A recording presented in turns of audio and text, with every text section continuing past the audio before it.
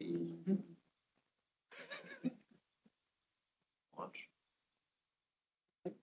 we're good. All right. Welcome, everyone, to tonight's a little bit of a special edition of our normal monthly meetup. Before I continue, I just ask, how many people are here for the first time? Just a few. Okay, so a lot of you are repeating, have been coming. I see a lot of familiar faces, so that's good. Yeah, you'll see everything looks a little bit different tonight, a little bit different theme on the slides. What's happened is that Microsoft has reached out to and invited all the community leaders if they want to lead a session specific to Build and promoting some of the content that was presented at Build, and also making available some training content for you, like hands-on labs and things like that. So we're not doing a full blown out schedule with hands-on labs and stuff. We're just going to do a couple of presentations tonight. But what I am going to do is show you how you can access all of that material. So if you want to start doing some self-paced training, you'll be able to do that. So you might want to have your phone cameras ready, because there are probably a couple of slides you're going to want to take photos of here. I'll share them a little bit later. Just letting you know, the event is being recorded. This is so that we can publish the video later online on our YouTube channel. The microphones and ceilings are actually very sensitive, so it will pick up your conversations. So don't give away any trade secrets while you're doing that. A big thank you to our sponsors. It does take some money to do this. We first of all, we need a venue. So Microsoft very kindly gives us this wonderful space to use. It also gives us a host. So Elinora has been here every month, hanging out and making sure we don't trash the place. So that's a requirement for us to be in here. So we appreciate that. And Codify gives us a monthly budget that pays for things like the pizzas and the beer and our meetup subscription and stuff like that. So big shout out to them. So we do try to meet every month, and as you can see, we've got some holes in our schedule coming up. So if anybody has anything that they would like to present and talk about, you don't have to do a full-blown, hour-long presentation, or you don't even need PowerPoint slides if you don't want. Maybe you just want to stand up and talk about something interesting you've done at work, without giving away anything confidential. Yeah, we're very happy to have people come up and communicate, because this is really your community. Yep, and you can, if you want to have a topic, you can talk to me, you can talk to Damien, you can reach out to that email address there, which is pretty easy. BAUG is Brisbane Azure User Group, so definitely reach out. So tonight we're going to give you two presentations, which are two breakout topics that were basically presented at Build. So we're going to represent. We're going to do our little flavor on it. So that will be Damien and Elinora tonight are going to give those two sessions. Before we jump into that, I'm just going to play a bit of a video that has a couple of brief excerpts from the keynote delivered by Satya, and this is only a couple of minutes long. And if there's one key takeaway, it would be this: how do you all participate fully in this frontier intelligence ecosystem? In order to really push the limits, realize this unmetered intelligence, what if we could just max the compute, max the memory, build out that developer machine that's the dream machine? And that's what we're announcing today. Surface, RTX Spark, DevBox. And so this idea that the PCB evolved from a personal computer to a personal AI, it's just really exciting. We are building a new intelligence layer, bringing together the models, context, as well as the tools. This model is coupled with live telemetry, so it reflects the real operational state of the grid minute by minute. And today, we're really thrilled to announce that OpenClaw runs on Windows leveraging MXC. Watching a claw try to delete all your desktop file and just fail made me really happy. We're introducing autopilots. These are autonomous, long-running agents with full enterprise compliance that run in your tenant. We are very excited to announce a family of 7 new models across image, voice, transcription, and coding. I want to talk about the frontiers beyond and really say what's the next big thing. And so this is Majorana 2. Majorana 2 provides qubit mean lifetime of 20 seconds or up to even a minute, essentially 1,000 times higher than what we were able to achieve at Majorana 1. It's about tackling those pressing challenges of people and planet. That's our North Star for the frontier ecosystem. Let's all go build together. Thank you all very, very much. Okay, hope you enjoyed that. So as I mentioned today, we're going to present 2 of the breakout talks that happened at Build. So Damien's going to do the first one, which is going to talk about Azure Container Apps as an AI agent runtime. And then Elinora is going to talk about the honest practitioners take on Agentic AI on Kubernetes. So talking basically, both of these are talking about how you can scale out your AI agents. So I did mention that part of this is making accessible some content for you, including training content, but also the presentations. Pretty much all the events, I think, all of the breakout sessions that were presented at Build are available at this place, at QR code, where you can watch the video. You can also, many of them, download the PowerPoints, and some of them even point you to GitHub repos where you can actually use the sample code that they're using. So this is a great resource for you to delve into. And then if you really want to get your hands dirty and get into doing the labs, you're going to need this, and definitely photograph this slide. So that QR code will take you to a place where you can register to use the hands-on labs. You are going to need that training key, and I'm sorry, you're going to have to type it manually. I don't know how else to share it to you. But that will give you loads of content. So what you do when you go to that page, you navigate to the link that I just gave you the QR code for, select register with a training key, and enter that key that you saw on the last slide. That big long number. Can you press last slide back up, please, a second? Yep, absolutely. Good. Thank you. Good. Okay, so yep, just register with the training key. There's a form that you're going to fill out, a few information. It's going to create an account for you that you need to have in order to view the labs and have access to them. And then once that's been redeemed, you can go to your current training page, and there you can select the class. There should probably be only one class, I think, on there, and enroll in it, and then you can launch and start running and using the labs. If you're the kind of people who like to read the manual first, you can go to this place, and it tells you about the lab environment and how it works. It also gives you a connectivity testing mechanism in there to make sure that you're all hooked up and have the bandwidth that you need and everything. And if you're still running into problems, there is a support access webpage that you can go to there. No QR code for this, but it's pretty simple URL to go. So I wanted to share all that with you. I will upload these slides put them on the meetup like I usually do, so that can help too. So with that, I hope you have a great evening here. We've got 2 great presentations coming up. So I'm going to hand over at this point to Damien. Yeah, that's right. You're using the the clicker does work. Okay, so I loaded your page here. Awesome. Maybe not so awesome. No? Oh, it's not shared. Sorry. I need to change the sharing to duplicate.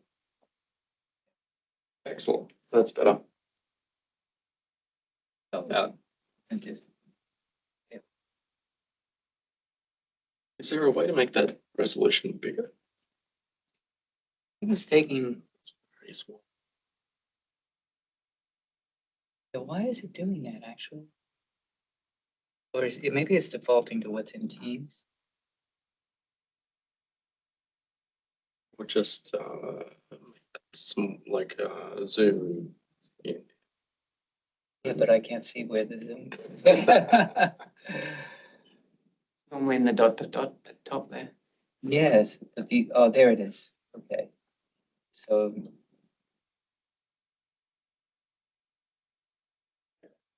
Good. Okay, there you go. That might be a little bit small for people though. You think? Yeah, Can you maybe make that? 1 or 2. It'd be great if we could get that full screen instead of going through the Teams. I don't know if there's Is the PowerPoint open in the background? it may be. Let me just see. I think I shut down the PowerPoint. So it's not running in show mode anymore.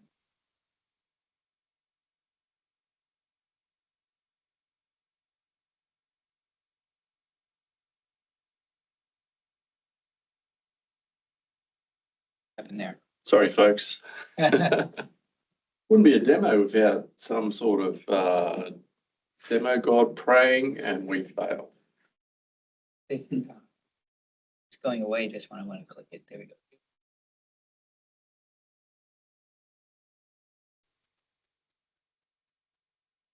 A little better? A little better now.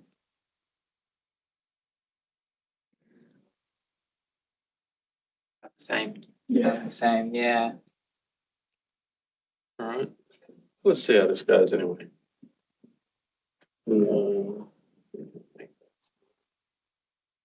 Okay. Apologies in advance. Actually, what am I thinking about? Clicker's not going to work. Sorry. This is a web app I built. So anyway, Clicker doesn't work on that. And I didn't do the next and previous buttons. So apologies in advance. Anyway, if you want to follow along as we go, there's a QR code there. It'll take you to my GitHub. And you can have a look at it, but don't go too fast because this is meant to go at my pace, not yours. So this is going to be a little bit different to a normal presentation. What we have here that Dan's previously shared is there are a whole bunch of demos you can download, you can run the code, you can install it, you can get it going in Azure. Now, this is a little bit different to a normal talk. So a normal show and tell, I guess. I don't know what we're talking about. So let me just go here. I'll see if I can just leave that there. So Azure Container Apps. Who's heard of Azure Container Apps? Not that many people, really? Are you really telling me you haven't heard of it? Come on, put your hand up. Okay. Well, if you haven't heard of it, Azure Container Apps is pretty cool. It's almost as cool as App Service. Maybe it's a little bit cooler. Okay, so Azure Container Apps is kind of AKS on easy mode. Let's just put it that way. So it makes a lot of things much easier. It's got a whole bunch of things that App Service, my personal favorite, doesn't have. So it sort of brings in the concept of containers. You can host containers on that Container Apps. You can make simple, not crazy complex orchestrations, but you can have decent orchestrations on Container Apps. And you can do a bunch of stuff on Container Apps that, to be honest with you, you don't necessarily need the full power of AKS. For most, I'd say 90%, 95% of scenarios, Container Apps is pretty damn good. And you don't really need much more. So if you just want super flexibility, the ability to do a whole bunch of stuff for nearly every scenario, not everyone, but nearly every scenario, this is the way to go in Azure. All right, totally opinionated. Just gonna have to deal with that. Anyway, so at Build, there was an amazing announcement about Container Apps. It's changing in Build. The links are the previous slides that Dan showed. You can click through there. You can have a look at the full presentation and you can see the full repo, the full code. I'm not going to do that. We're going to go one by one. So we're a little bit focused on AI agents at the moment, and Who's heard of AI? Not everyone. Okay, that's interesting. So for those of you that haven't heard about AI is something that's come along. It's kind of turned things on its head, but we've got this situation now that we've got AI agent projects that are running. Not all these projects are actually successful. A whole bunch of them are failing. So 5 places that this runtime of AI agents is sort of coming up short. The budgets. I mean, who's heard of budgets being sort of blown out recently? I think some of you are not quite telling the truth. And then what about code running on a developer's laptop? What about random AI written code? I'm sure everybody here reviews every line of code that the AI writes. Yeah. So I'm currently working on a project. It's got 108,000 lines of code. I've personally reviewed every line. Yeah. No, that's not true. So cold starts. Often that's a real problem when we're doing AI. So when we're thinking about AI, talking to other AI, spinning up containers, sometimes there's a bit of a lag as things spin up and they execute. And you've probably all seen the AI demos. Speech is the hardest one, right? So call center operators, they say, is the first thing that's going to go from AI. I haven't seen, there are some pretty cool ones, but every time I try and do it, there's a bit of a lag. It's not amazing. Workspaces. So often you have to rehydrate these workspaces. It's pain, it's terrible. And then tooling, when we're putting together these AI projects, how easy is all that tooling to happen? It just happens out of the box, right? No, it's quite a mess. But so what do we need to do? We need that faster startup.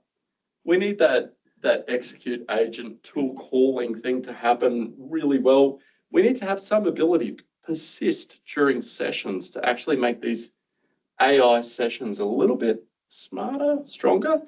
We need isolation and security. Security is really important. And we need to have that default stance that I think Microsoft does a pretty damn good job of security by default. Like, if there's anyone that's talking about security, probably Microsoft. A lot of these other people say, that stuff will come later. Don't worry about it. What could happen? No, we all know what could happen. It's not great.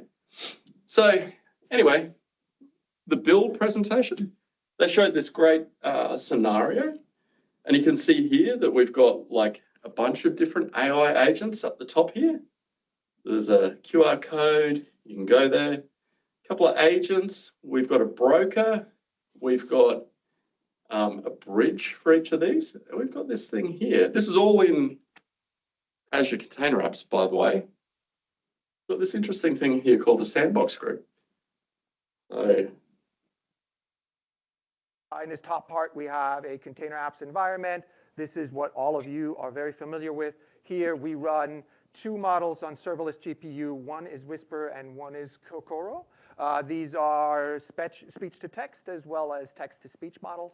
And then we run a multi-agent broker that basically takes every prompt that comes in and out of every agent and translates it from text to audio. So that's the first part of this demo. And then on the bottom part, you can see all of the agent infrastructure. And so you can see there is a sandbox. We call this sandbox or this agent ARIA. It runs Copilot CLI. There is a sandbox called Nova. It runs Copilot CLI. And then I've also added Azure SRE agent as well as part of this demo. And there's a series of proxy bridges that will basically go and interface with the multi-agent broker to go in and out with voice to these agents. And then we will interact with this, and this is what I'm going to switch to next, is the browser, where we have this conversation with our agents. And then, so I'm just taking you through the.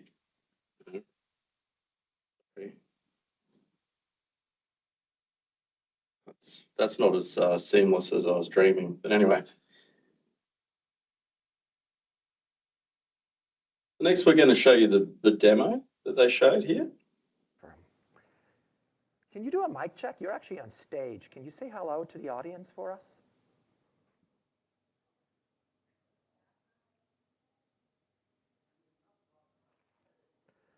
And there is a little bit of a delay. Hey everyone, so great to be here with you all tonight. Let's have an amazing time together. See, that's my experience with AI. It's not quite instant.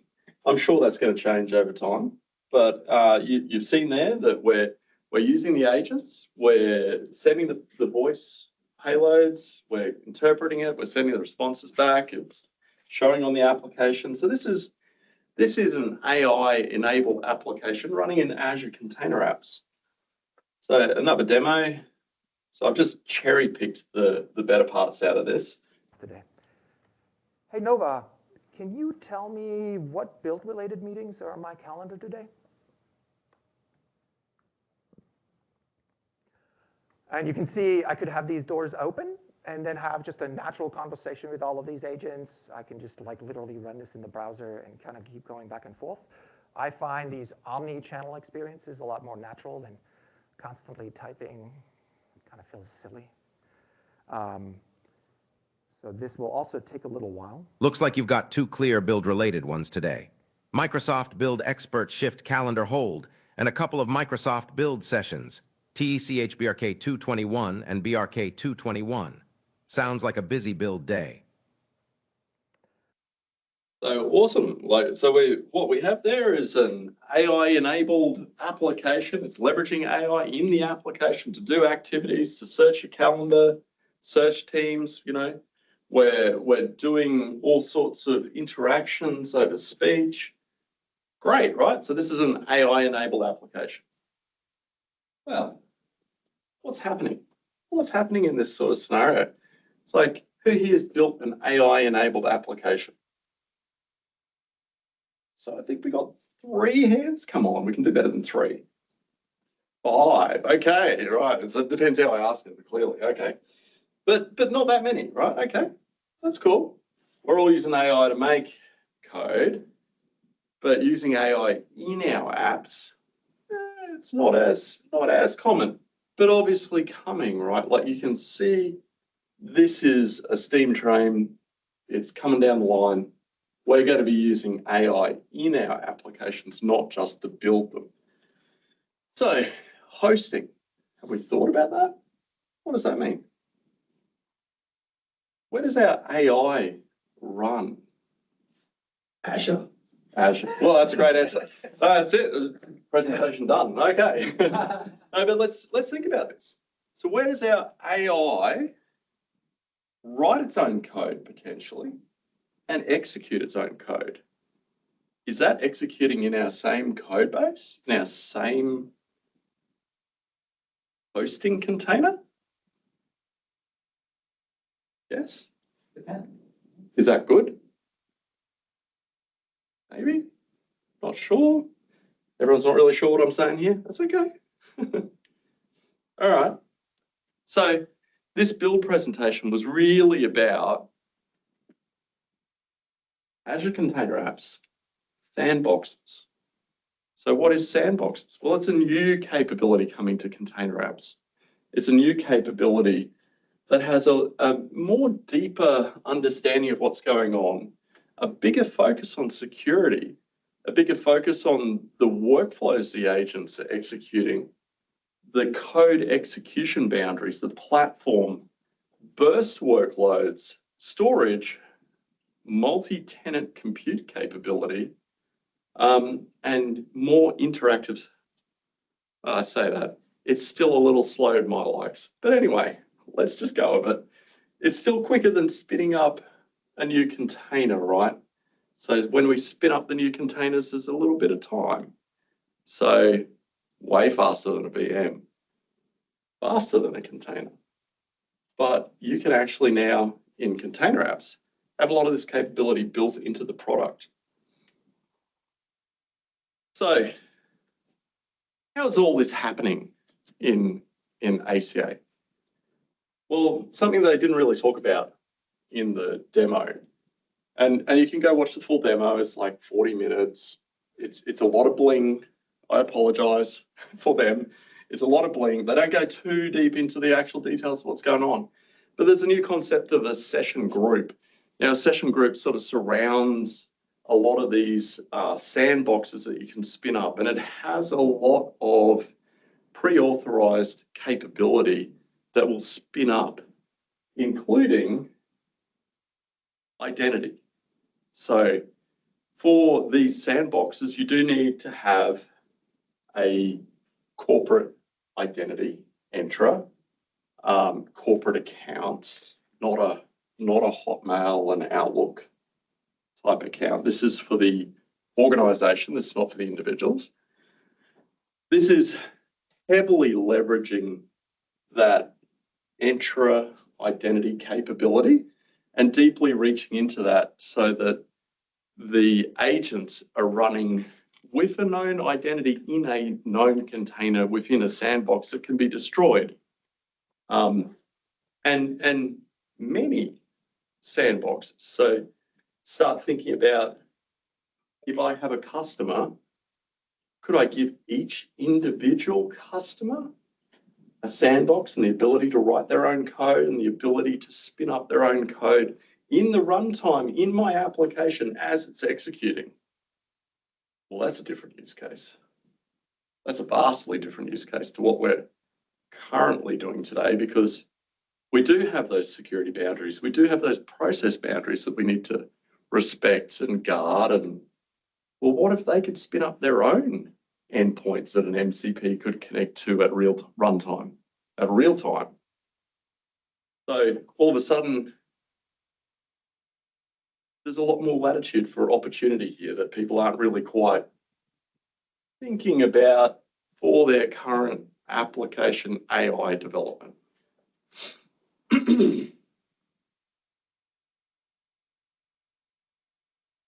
What else we got?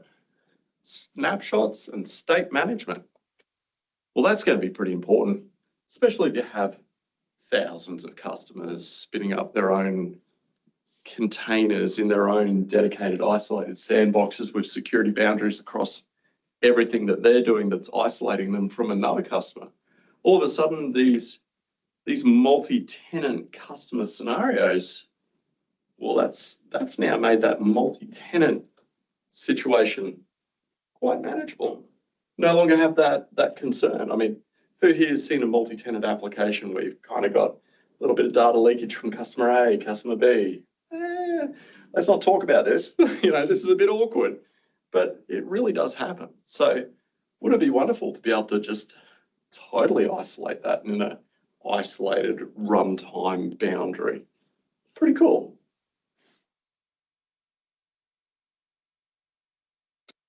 Most importantly, I thought this was the strongest part of the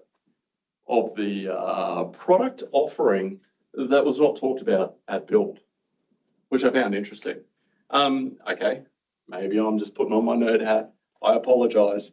But from a trust and security perspective, let's control this egress. How do we control this? Well, ACA has a built-in layer 7 firewall that isolates and manages controls, communications between each of these dynamic sandbox instances that are spun up. I thought that was pretty cool. It unlocks a lot of powerful capabilities. You want to spin up an agent, it's connecting to a GitHub over there, it's connecting to Jira, it's connecting to all this, but it's only for that customer. It's only got the identity for that customer. It's got the connection, the credentials for that customer. Well, this is a different app to what I've been building. I think that's pretty cool. So how do we do this? Like all of a sudden, all these opportunities, I think, the most central point of this is identity, trust, and connectors. Yeah, those demos didn't talk about that, but identity seems to be, my humble opinion, what we saw as the primary capability within this sandbox experience. We saw in that demo that all of a sudden, this person was asking, Teams, calendar, what's going on today? Does he need to give out the credentials to an application that has broad sweeping access? Maybe not. Maybe it's not like the applications we've built in the past, where we have just these massive monolithic applications that have access to everything. And it's just based on the developer's skill that we're managing the security boundaries. I mean, nothing's stopping you from doing that. That's fine. If you wanted to do that, that's cool. But maybe you don't have to. So why did I look at this and went, huh, this is different. This is not just AI sort of hype. That was what I was expecting, honestly. So much AI hype at the moment. Everybody's using AI. But it's not about the AI, this presentation. I think deep down, it's really about that runtime that the AI can execute on and providing a foundation that allows for some of these things that, you know, we should be thinking about a little bit deeper. So, you know, they showed the agents, they showed the voice. Yeah, it wasn't kind of great, but it was kind of good. They showed the calendar access. Yet again, not amazing, could have been faster. But anyway, they showed it, demoed it, great, amazing. But when I went and looked at it, I saw those session groups, I saw the snapshots, I saw the egress policies, I saw the identity and the connectors to make this pretty powerful. So this is not a presentation about just a different model, a whole bunch more tokens. This is not what this is about at all. This is about how do we actually effectively transition our thinking to building these, look, let's face it, most applications are monolithic applications, into can we do things a little bit differently? So yeah, ACA is still compute, right? That hasn't changed. ACA is there, it's going to do the compute. We've got connectors connecting in. Okay, a little bit different, but we've kind of done connectors in the past. Anyone who's done Power Apps, they've seen connectors, you know, like we all know what connectors are. It's okay. We all know what identity and trust is. That's kind of cool. But this sandboxes kind of wraps it all together in a cohesive sort of ecosystem. So big question is, does that mean you should do it for everything you do? He says yes.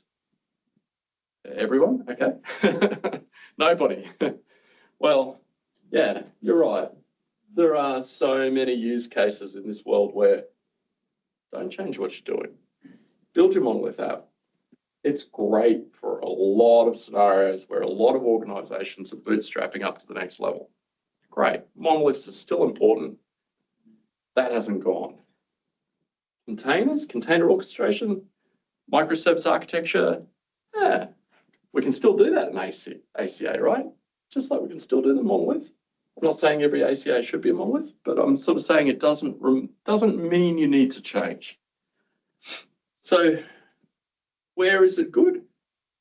Well, AI generated code dynamically and executed at runtime.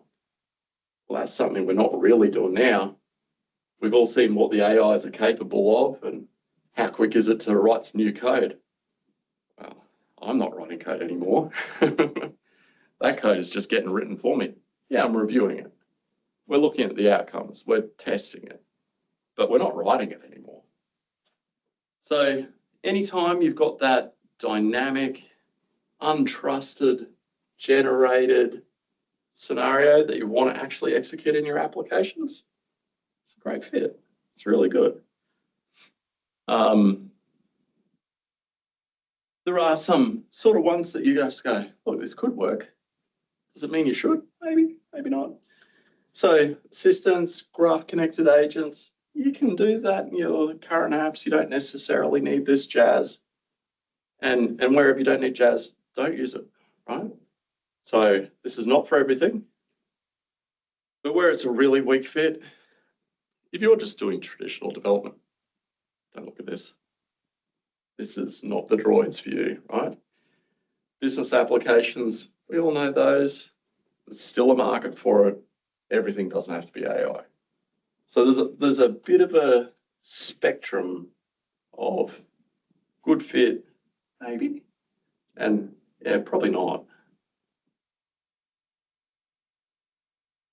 Trust and identity. This is where my mind went immediately with this. There are some great opportunities here. So for those people that are designing systems and designing interactions, really take this into some thinking. You know, like there is a trust spectrum. There is the absolute traditional way of doing things. That doesn't necessarily have to change. I think you should really consider AI and the impacts of AI.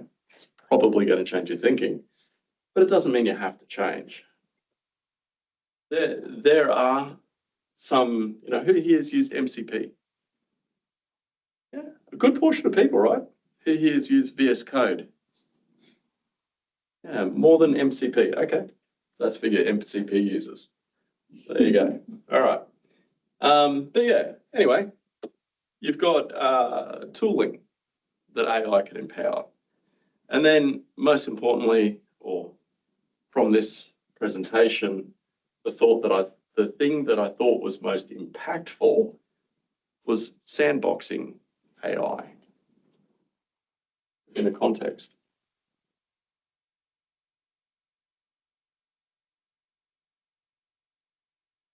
So,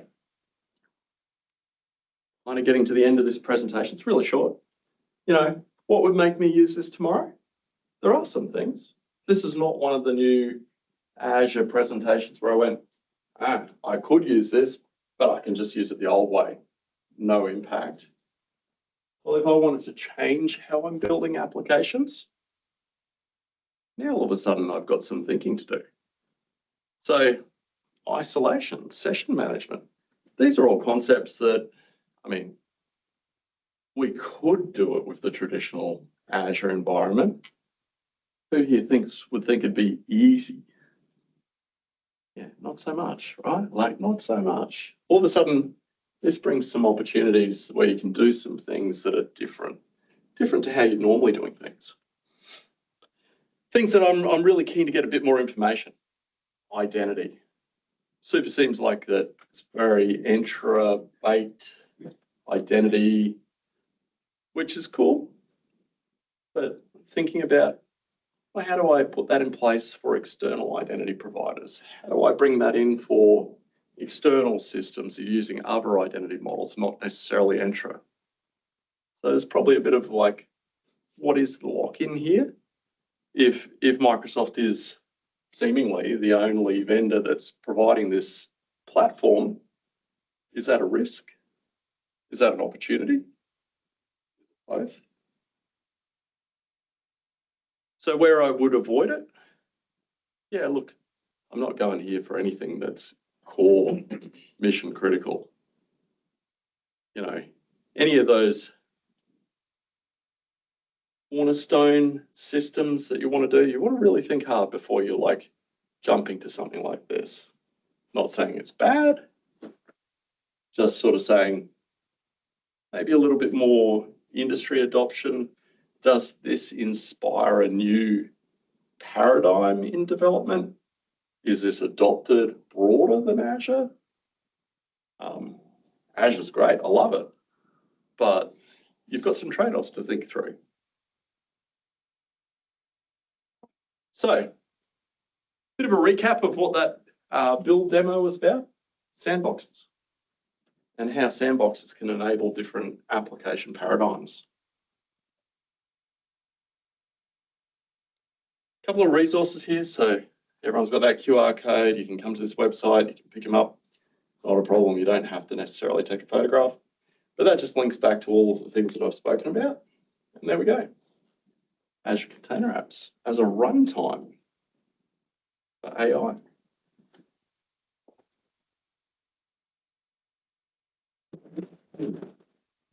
No.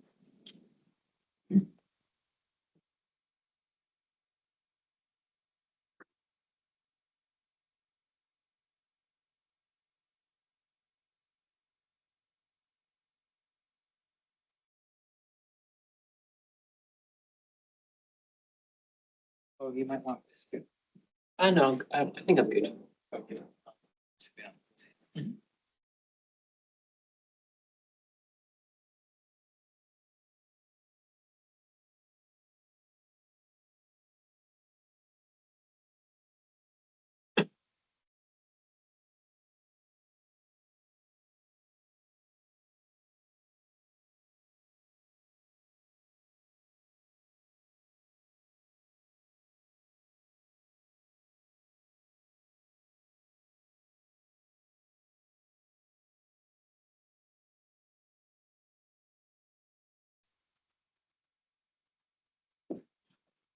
Righty.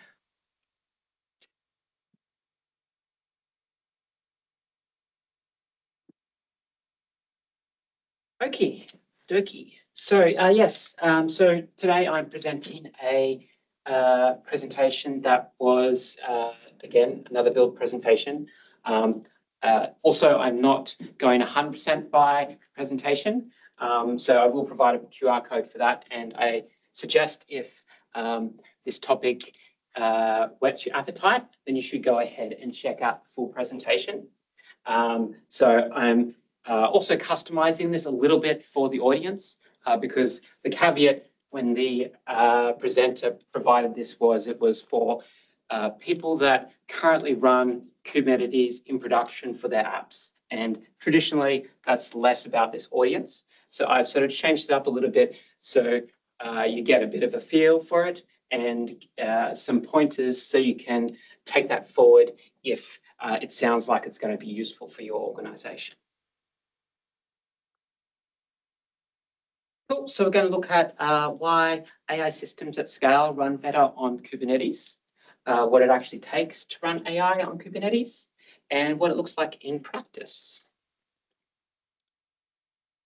Cool. So when you go ahead and start running AI-based applications, there's quite a few options that exist in the market. And so I guess it's important to say that then running Kubernetes or AKS is not necessarily the right fit for all jobs.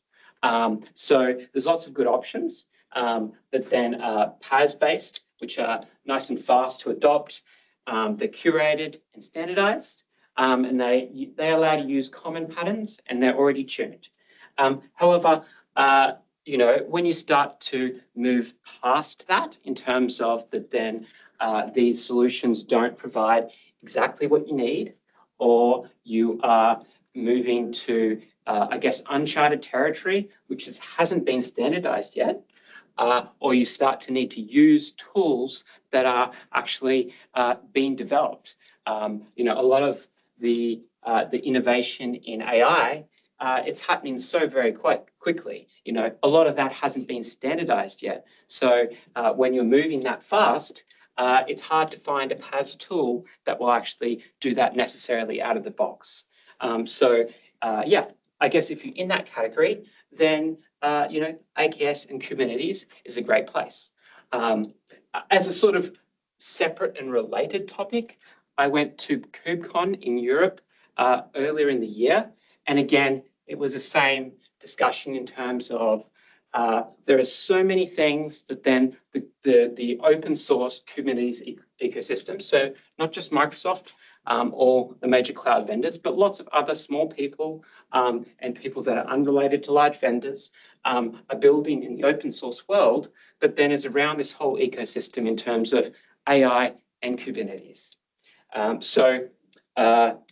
There's so much change and how they're changing and tuning Kubernetes to be the best place to run AI is pretty amazing. And I will probably explain a little bit and expand on that a little bit in a sec. So in terms of, like AI and things like that, then again, there are different choices you need to make in terms of, I guess, what you want to optimize for. And so, if you have a managed stack or a PaaS stack that then you're running AI on, such as like Foundry or other things, then you may actually need to go ahead and some of those choices are already made for you. And if they don't really sit with how you want to run your application, you can't really do too much about it until Microsoft provides, or the other vendor provides, an opportunity to then tweak that. You're stuck with that. Whereas in Kubernetes, then you have pretty well full control over this. And obviously, that's why you might use it. So, when self-managing wins, so teams running AI at scale, or cost and sensitivity, obviously, with the managed open stops being enough, and you want to tweak those scales, you want to move that sliders back and forward, move back and forward along that triangle, then this is a great opportunity. ISVs, cloud builders and things like that as well. And so there's a lot of primitives within Kubernetes. So in Kubernetes, they define all configuration pretty well as code. So there's things like how do you define a workload? And Kubernetes has different types of resources that allow you to define a workload.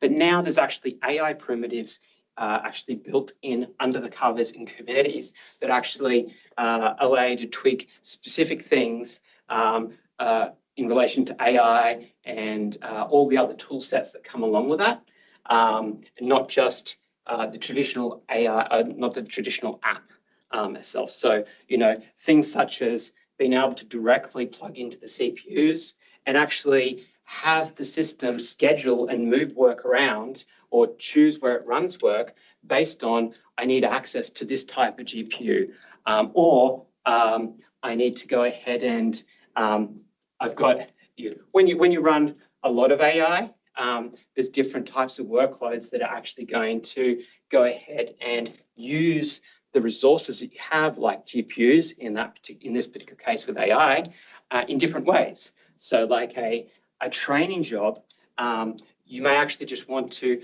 completely hammer the GPU as much as possible because you might have a bank of GPUs, you want to use 100% of them, or at least as close to 100% all the time, because having like idle GPUs doesn't really do you anything. You're paying a lot of money for those. So instead of actually, scaling out and then having your GPUs use, 60% of the time or 60%, you actually want to have the scheduler compact that so you have maybe less GPUs, but you're actually getting much higher utilization. So you get a much better cost ratio. And Kubernetes has the controls to actually do that. Also, the ability to have pretty well direct access to the hardware as well, as opposed to going through multiple layers of abstraction as well. There's a few other things there. Let's jump on. So yeah, so it looks a little bit different. So inference, so responding to AI requests. Looks like we have.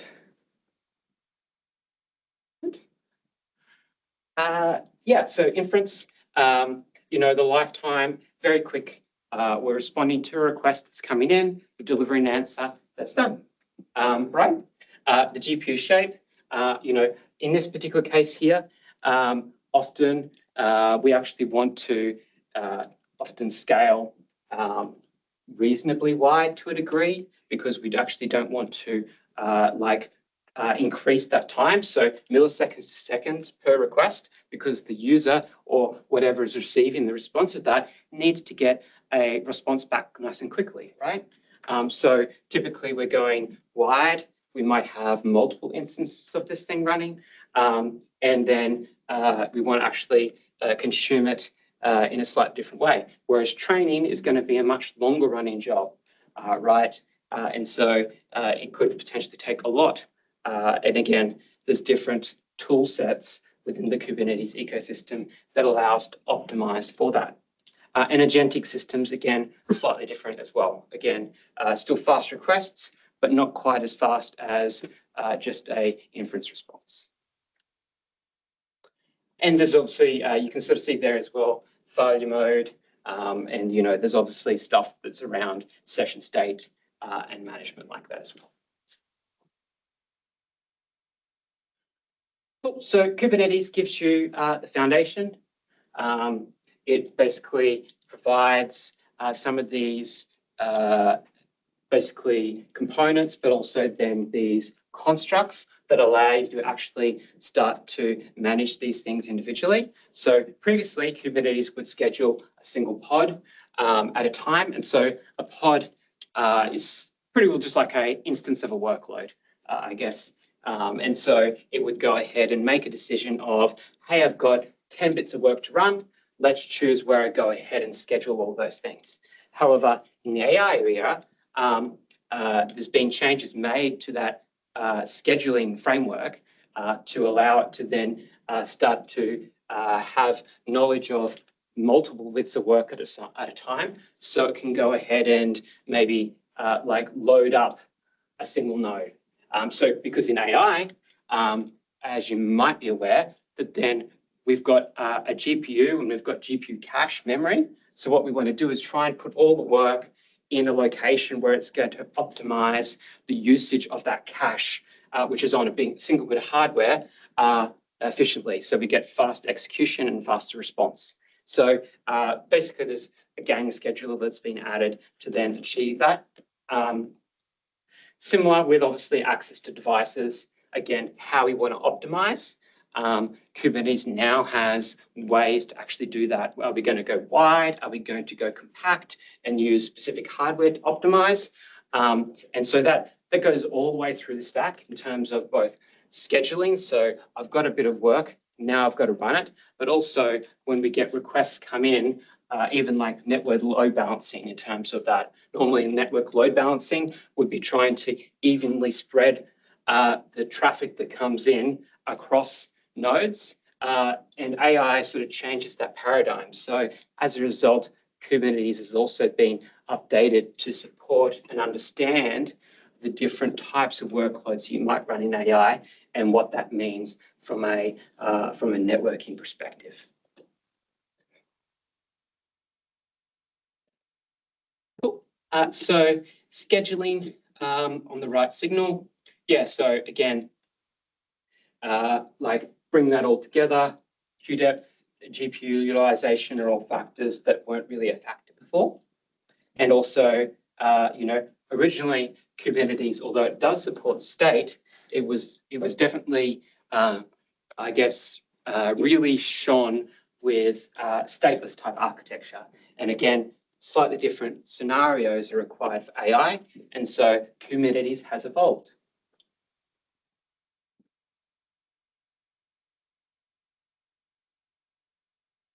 Cool. So I guess these are the AI stack on Kubernetes. There's a few things there, and there's also some recorded demos.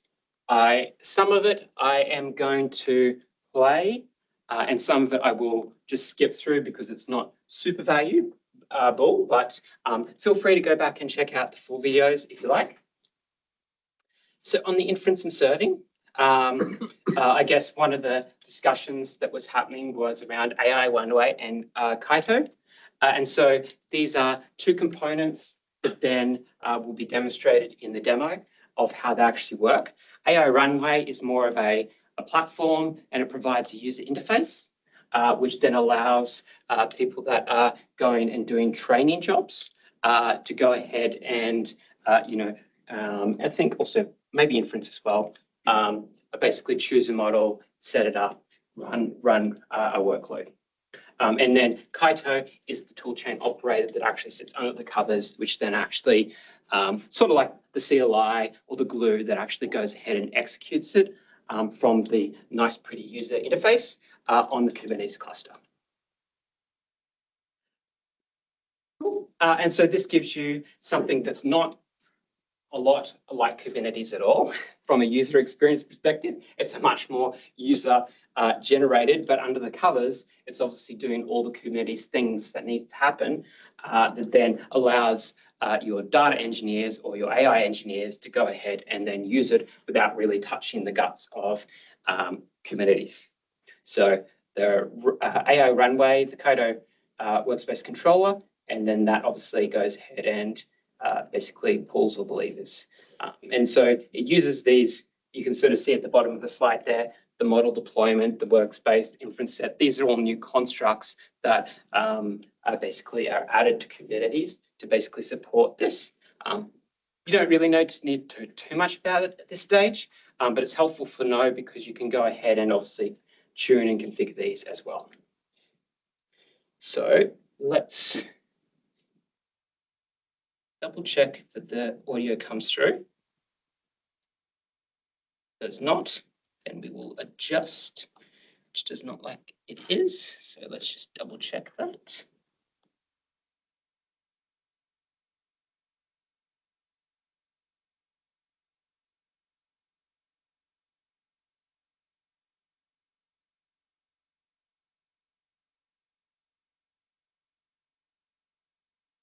C. Think of it as your app. Let's look at the user experience of AI Runway. This is the model catalog, the first thing your data scientists and developers see. Think of it as your app store for AI models. We have a curated set of popular models, Qwen, Phi, DeepSeek, Llama, each with a quick summary, how big it is, what engines it supports, and what it's good at, chat, text generation, multimodal, and so on. But the real magic is this GPU fit indicator on every card. It tells you instantly whether a model will actually run on your cluster. No guesswork, no trial and error. Before we deploy something, let's also take a quick look at the Runtime tab, where you see the inference frameworks that run your models under the hood. AI Runway supports multiple runtimes, and it's entirely extensible, so you can choose a different runtime when you want. You're never locked in. Let's go to the Hugging Face gallery and search for DeepSeek R1, 671 billion parameters. This is not going to fit on our single node, which has 8 H100s. So I then go into Deploy, and I select Dynamo as the runtime. We'll deploy into the default namespace and continue down the options. As you can see here, because this model is so large and one node was insufficient, it is recommending 3 nodes that will have 24 GPUs in total. And because the autoscaler is enabled on this cluster, when we deploy, we will eventually receive the extra nodes that we need. Now here's where storage volumes come in. I'm attaching a persistent volume backed by Azure Managed Lustre. This is a high-performance shared file system. The model weights get cached here, so on restarts or scale-out, the new nodes don't have to re-download hundreds of gigabytes. It's read-write many, so all nodes can access it simultaneously.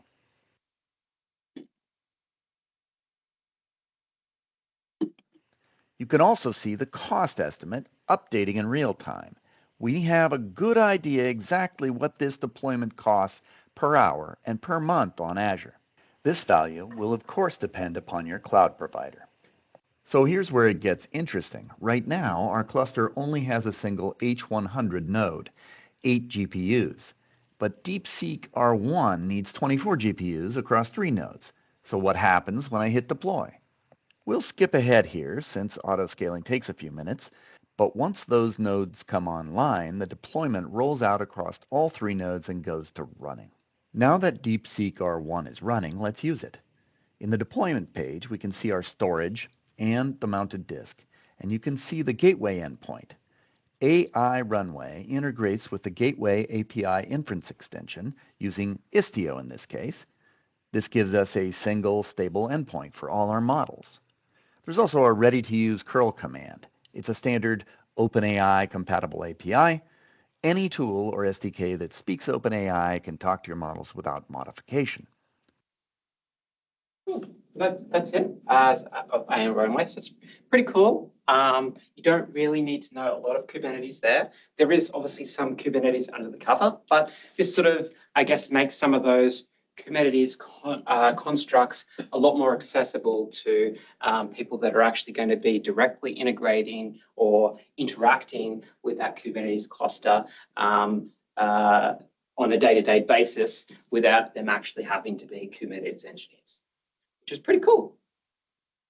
Let's look at the of AI Runway. This is the Yes, good. Next one. So that's fine. So then, so that's inference and serving. And so then the training and fine tuning, there is Ray. And so Ray, again, different optimization for obviously the training jobs.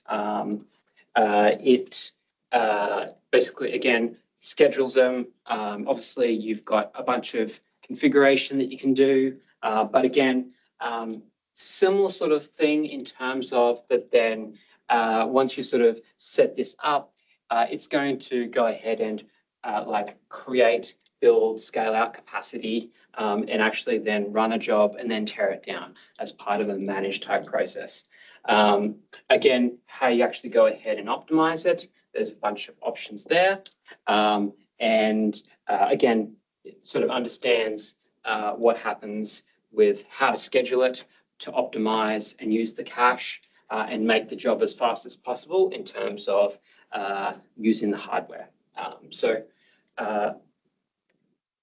I guess one of the announcements that came out of Build as a result of that is that there's now a managed Ray offering. So Ray is an open source product that you could already use and has obviously been used for a number of different places. And now there's a managed offering that you can go ahead and use Ray through any scale. So it's sort of like a third party.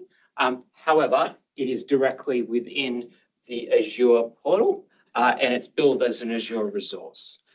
So there is a demo, which I will probably skip a little bit on that, that then sort of shows it, but definitely check it out more if you're interested. And so what does Ray and Anyscale actually do? Basically, it provides a number of different components, which then are executed as a managed service for basically managing these Ray components. And then obviously there are some bits that then also run in your subscription as well. And so I guess the benefit here is that you'll notice that then the data and the models are in your subscription, whereas I guess the orchestration layer and basically the monitoring and everything like that are then in this managed tenant, which sort of, again, gives you flexibility around obviously where you're running it, obviously data sovereignty and governance rights and things like that, which is cool. So let me just skip ahead a little bit. So the initial part of it pretty well just looks like an Azure installation. So it's not super exciting. Our own Azure resource provisioning process. Let's jump ahead.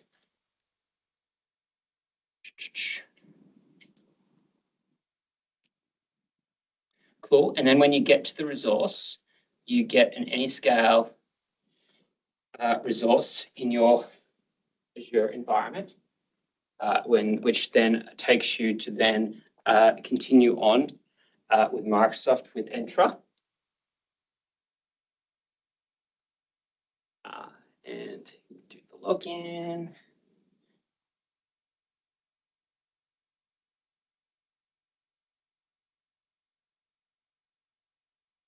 And then you would then start to basically see this page in terms of obviously the ability to then go ahead and manage your workspaces for your training jobs and then what jobs are running and all that sort of stuff.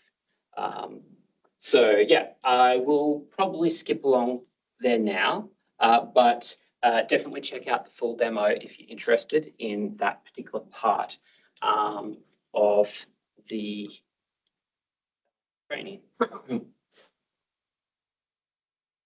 Cool. Agentic orchestration.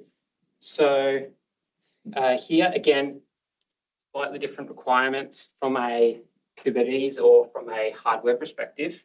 And so again, obviously you've got different things such as skills and MCP, and obviously bringing that all together with Kubernetes primitives.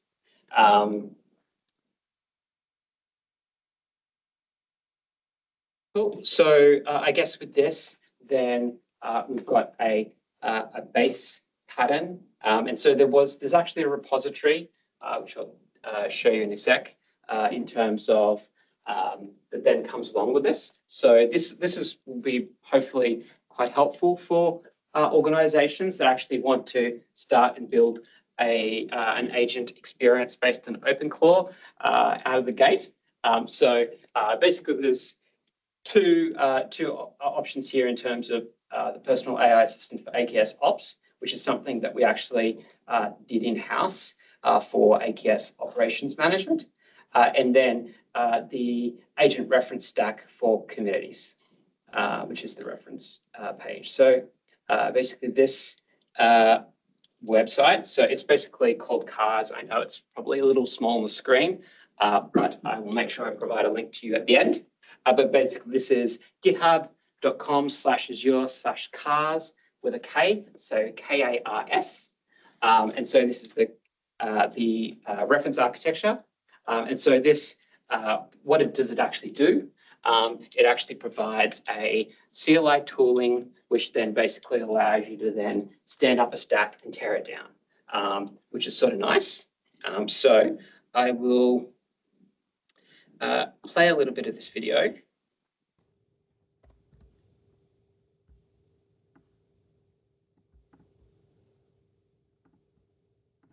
Audio over this, but basically they're going to go through using the CARS tool.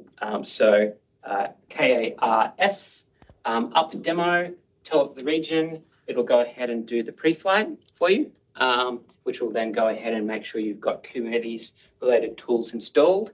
It'll also then go ahead and check the environment and check what you've got installed. And it will go ahead and, it won't go ahead and install the local pooling like kubectl, but it will go ahead and build the Azure resources for you. And then it sort of comes up, which I know is pretty fast, but definitely check out the video if that is of interest. But you sort of see here, there is, again, some new constructs, which is one of the really great things about Kubernetes in terms of that it provides so much more flexibility than probably you'll ever actually need. But when you're actually starting to consume some of this functionality, it makes it very easy for this type of open source software to then ship out, evolve, and change very quickly. And so you sort of see here, basically CARS, basically the sandbox being used for this environment, and a bunch of things that actually you can sort of view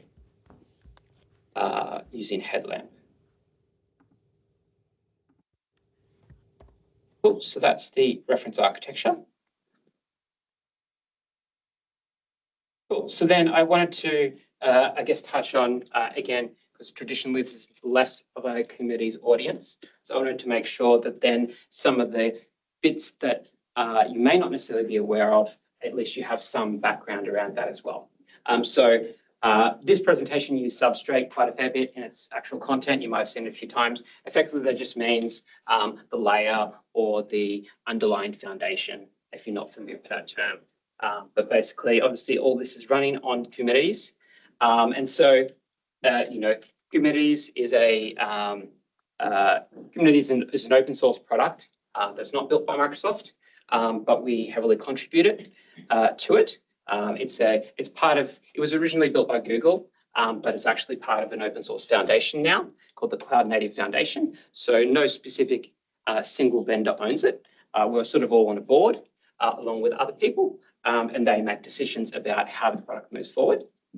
And so Azure Kubernetes Service is basically Microsoft's offering as a PaaS service for this Kubernetes open source product, which means that it has some deeper ties into Azure than the base product.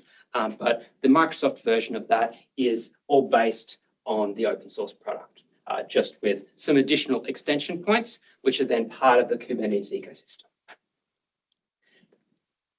Cool. And so this provides, again, similar to what Damien was saying before around container apps, it provides a ability to run containers with an orchestrator on, which is sort of part of a bigger platform. So really, all the, I guess, the slides leading up to this point were really about saying, hey, we're going to execute something. Instead of it being a traditional web-based application, now it's actually like a training job or an inference job a workload, right? That then has some ability to need access to a GPU and also CPU and make decisions and store state. And so Kubernetes basically provides a layer of orchestration that means you don't have to directly manage those individual VMs.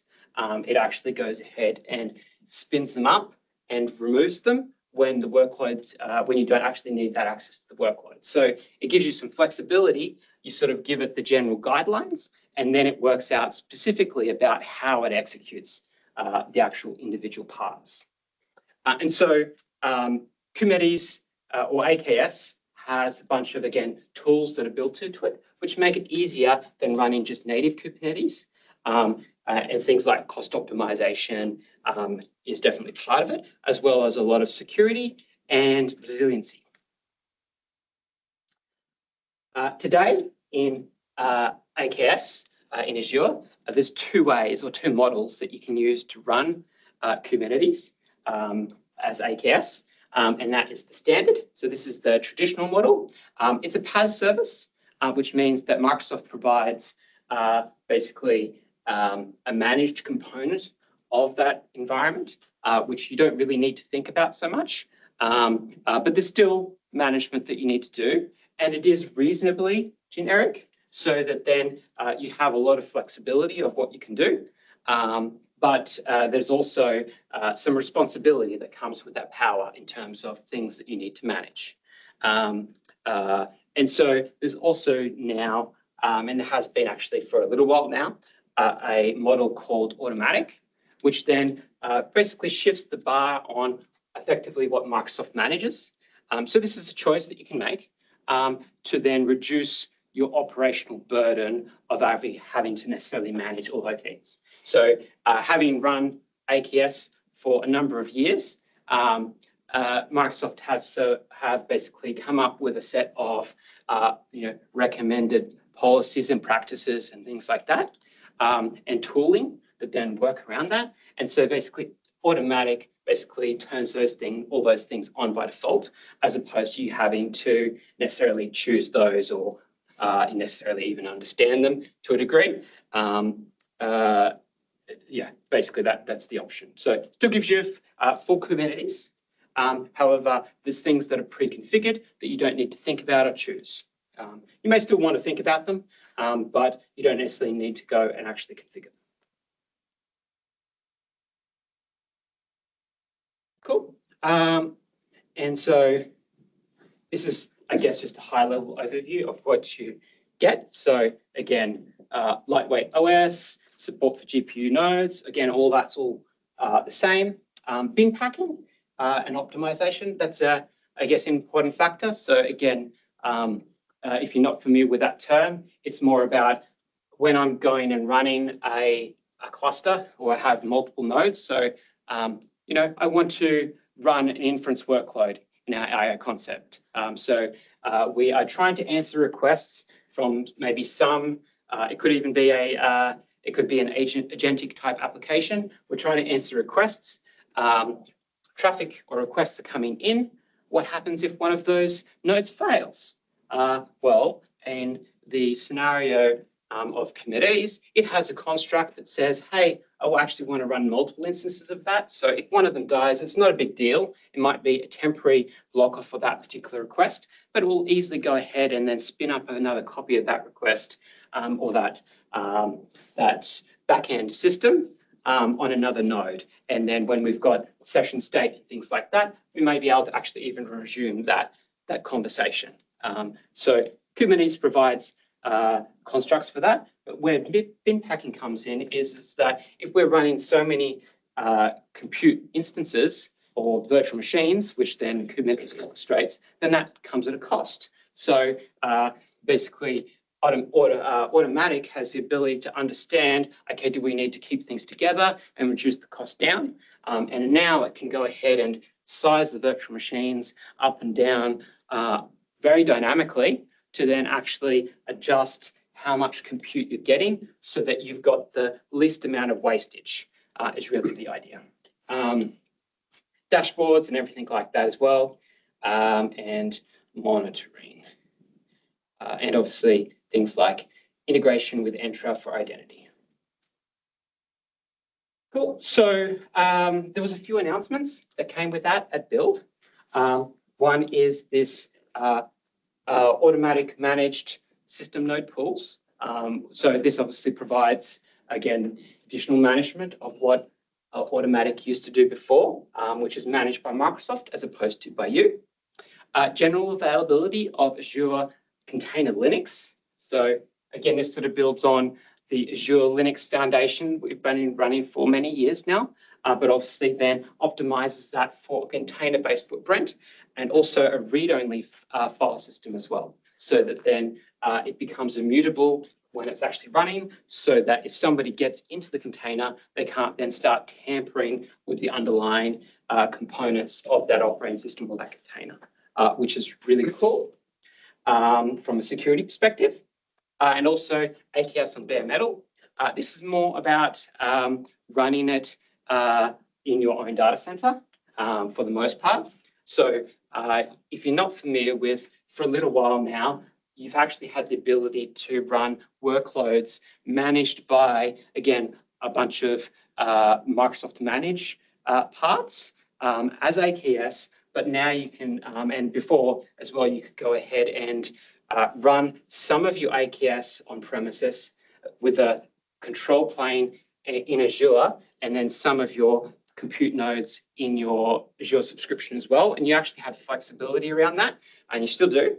But now you don't even have to run that on premises as virtual machines. You can actually run it on bare metal as well, which again gives you pretty well unlimited flexibility. There's still some limits, but close to a lot more flexibility on having direct access to hardware. So again, if you don't want to run your model in the Azure data center for whatever reason, maybe that is you've got hardware, maybe that is you don't want to put your IP in Microsoft's cloud for whatever reason, and you just want the management tools, you can also do that too.